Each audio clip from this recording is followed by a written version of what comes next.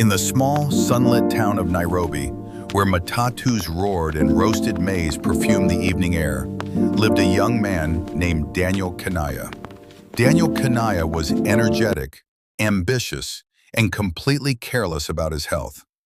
Taking Zaminocal calcium supplements? For kids, he'd laugh.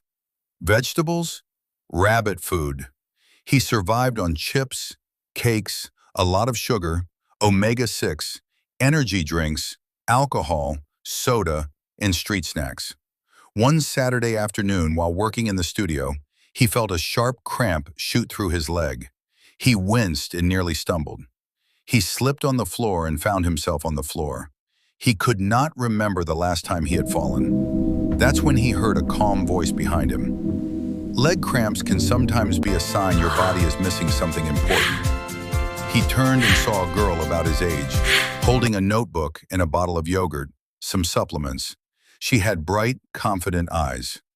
"I'm Miriam Matiba," she said, "and I'm guessing you don't get enough calcium." Daniel raised an eyebrow. "Calcium? That's for old people with weak bones due with arthritis. People who are on borrowed time," he joked. Miriam smiled like she had heard that 100 times before. She had been actively involved in creating awareness about arthritis and how to prevent old bone effect in above 40-year-olds. "Actually," she said, sitting beside him, "calcium is for everyone. You actually need 1,200 as daily requirement for your body to perform optimally." Daniel tried to act uninterested, but the cramp in his leg made him stay. Of late, he had lost a tooth, had dropped from the national team because of his joints. At 40, he struggled to get out of bed in the morning, at times using painkillers to keep the pains from hurts and aches in his joints. As a young dude in his prime, he felt all was going south. At night, he could grit his teeth from that sharp pain he sustained in the pitch in his active sporting activities. "Let me give you a quick lecture," she said playfully, "free of charge." He shrugged. "All right, Professor." Miriam began counting on her fingers. "First, calcium keeps your bones strong. You think strength is about muscles only? Without calcium, your bones become weak over time. One fall and crack." Daniel swallowed. He remembered how his uncle had broken a hip. Now his uncle too was using a wheelchair and needed help to go up the stairs. "Second," she continued, "your heart needs calcium. Your heartbeat depends on proper muscle contraction. Calcium helps your heart beat rhythmically." Daniel's joking smile slowly faded. "Third, nerves. Calcium helps your nerves send messages properly. 1, 2, 3, Without keep it enough, up! you can get tingling, This is tough. cramps, Keep even pushing, fatigue. you two. He looked at his leg. Now he began understanding the source of his pains and injuries. "And fourth," she added with a grin, "strong teeth.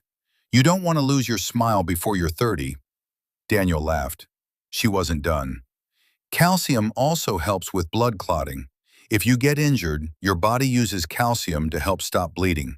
And for men," she added thoughtfully, "healthy testosterone function and muscle performance also depend on proper mineral balance." Now Daniel was fully listening. "So where do I even get this miracle mineral?" he asked. Miriam lifted her Zaminocal calcium bottle, put 2 in his mouth, and helped him drink it down with water. "I was working out before that dog chased me here. I outran it because of my calcium. See all sweat, a lot of workout, and putting good work into it," she said, showing him her dumbbells.